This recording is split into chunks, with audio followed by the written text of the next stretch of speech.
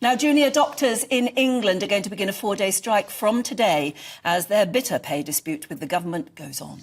Yeah, speaking ahead of the walkout, Health Secretary Steve Barclay had this to say.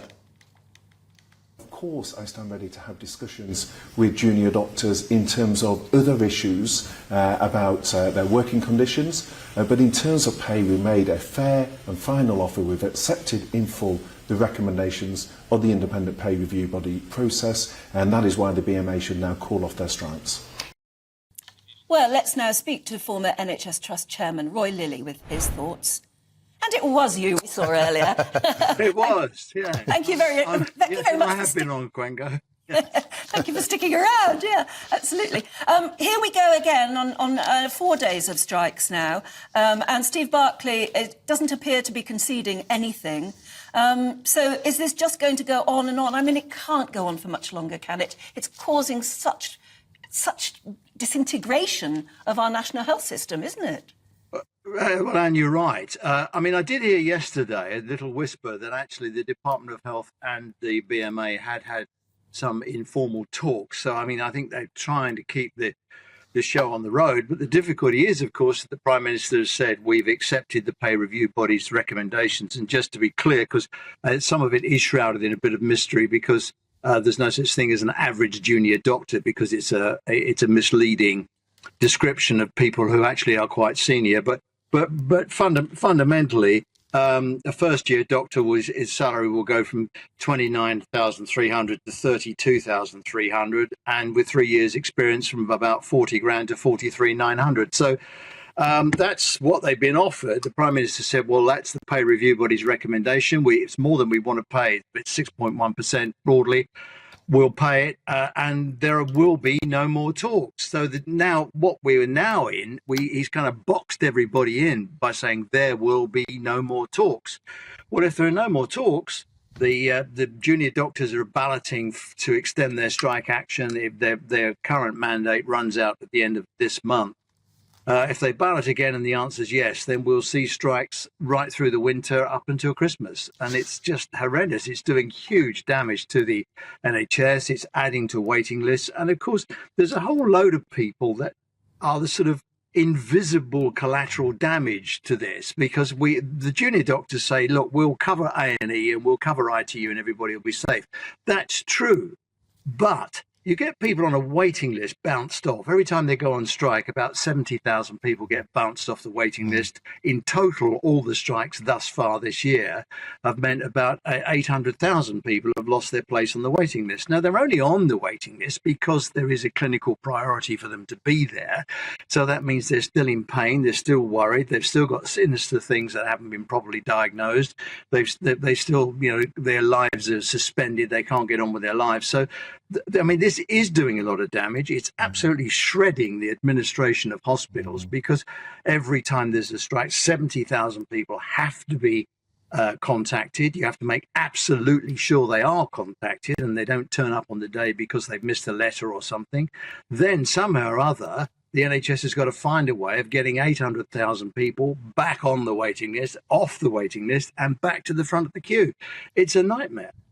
Well, Roy, you make some excellent points there, and they are echoed by the front page of today's papers. The Daily Mail say that striking doctors are just now harming patients. The Daily Telegraph has totted up the cost of the strikes in terms of the cover that's required to replace junior doctors. £1 billion cost to the NHS, on top of the fact we have 7.6 million people now on NHS waiting lists, and yet the junior doctors are expecting a 35% pay rise, higher even than 21% expected by the nurses, with £2.6 trillion in debt. With all of that taken into consideration, surely they cannot expect to get that kind of a pay rise. No, you're right. And the interesting thing for me is the public attitude towards this has been really quite sanguine. The public don't want to criticise the doctors and nurses. Excuse me. They don't want to criticise the doctors and the nurses because everybody understands what they did during COVID and how hard they work and what a rotten job it is. But 35% for the junior doctors, they arrive at that figure by a calculation by the retail price index, and they've gone back and they've seen how the value of their salaries has been depreciated by inflation. And I think, you have to say, well, look, if for the last 10 years you've not had a decent pay rise, one of the first doors I've been knocking on is the BMA and say, what have you been doing for 10 years? I mean, are they asleep at the wheel? That's what their job is, to make sure that their members' pay keeps current. And I don't think anybody really sensibly will expect the government, as you point out, at the time when the economy is in a precarious state, that anybody's going to get a 35% pay rise. It might be possible to do some pay restoration deal over, say, 3 years. And if he wanted to do a deal, I mean, I'd be thinking, if I was a Secretary of State, I'd say, well, I'll do a 6% this year, 9% next year, and maybe a 12% the year after, because it's unlikely the Tories are going to form the government and we'll give Labour the problem. So, I mean, there is a way out of this. But once the Prime Minister has said there will be no more talks, that's the difficult position we're in now, because he will have to do a complete U-turn on this, or he'll have to shuffle. I mean, there is a shuffle coming up in autumn. Maybe he's going to shuffle Steve Barclay away, because he can't deal with this anymore. I mean, the relations between him and everybody else are pretty poor. So maybe a new Secretary of State could come in with a fresh pair of eyes and persuade the cabinet there's a deal to be done. But we can't carry on like this, and certainly not in the winter months. Although yesterday, looking at the NHS stats for yesterday, I read them and I thought, is this July or January? The NHS is busier now than I think it was last winter.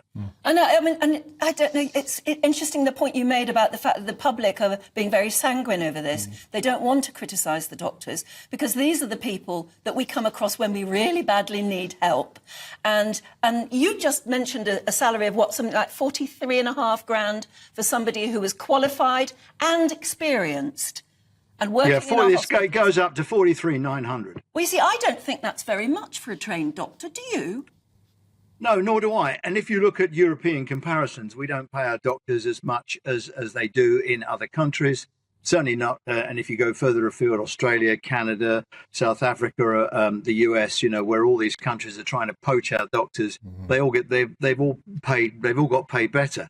But the thing is this, Anne. I mean, I don't condone this, and I don't necessarily agree with it. But stepping back and looking at the situation, for whatever reason, the economy is in a state. We've had Brexit. You can have a row about that. We've had COVID. You can have a row about that. We've got the war in Ukraine, the impact on commodity and other prices, which is feeding through to everything that we do. The price of chips in a chip shop. All of those things are being affected, and it's not just the junior doctors. We're all in the same boat. And so then, if you get into the comparability argument, our doctors aren't paid as much as they are there, comparable to what they earn somewhere else. I mean, yes, that is right.